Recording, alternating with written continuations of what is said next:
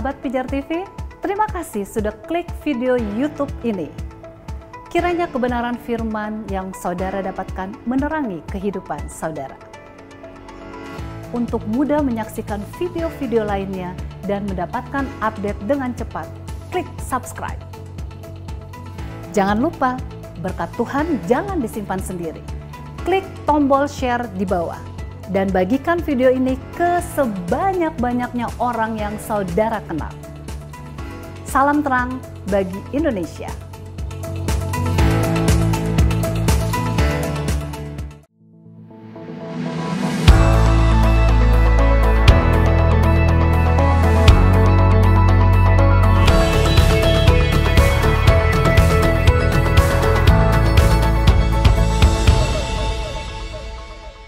Shalom sahabat pijar.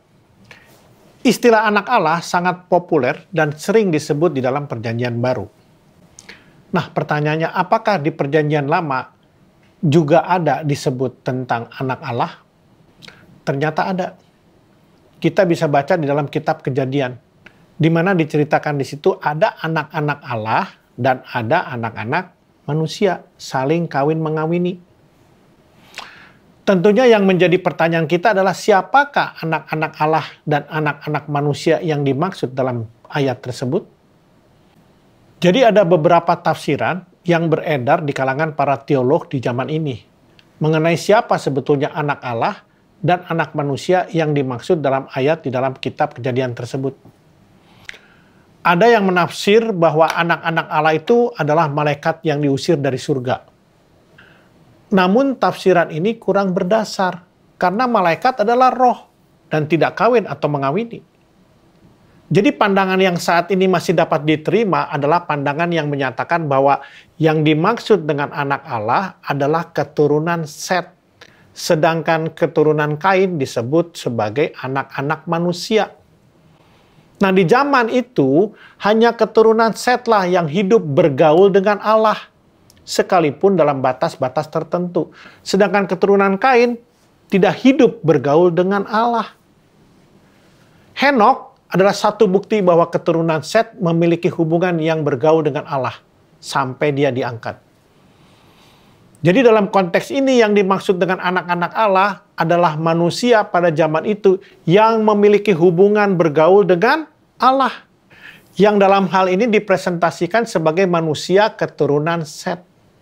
Nah, di dalam Kejadian 6, dinyatakan bahwa keturunan Set dan keturunan Kain melakukan kawin campur yang telah membuat manusia kompromi dengan keinginan daging. Artinya apa? Melakukan segala sesuatu menurut kehendak mereka.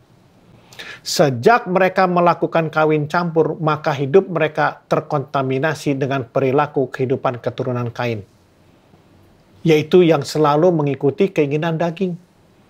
Sehingga pada ayat selanjutnya dikatakan bahwa roh Allah undur dari manusia.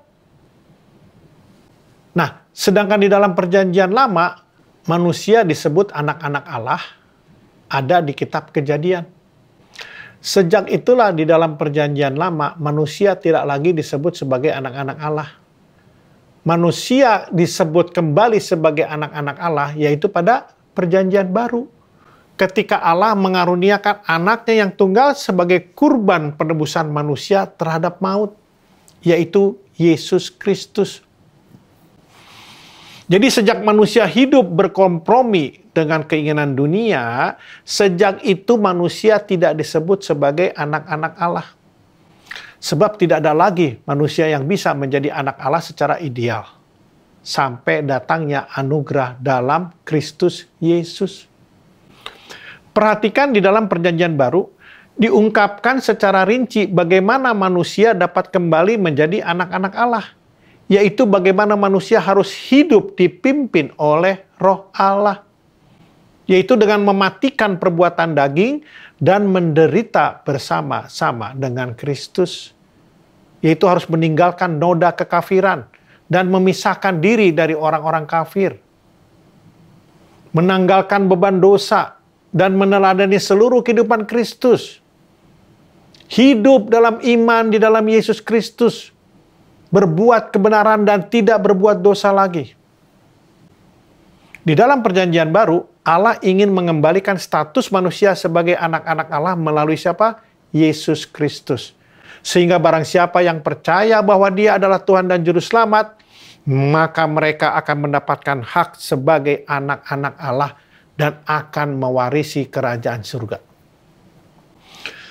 Jadi, keselamatan dalam Yesus Kristus adalah satu-satunya jalan untuk menemukan kembali kita sebagai manusia yang layak disebut anak-anak Allah.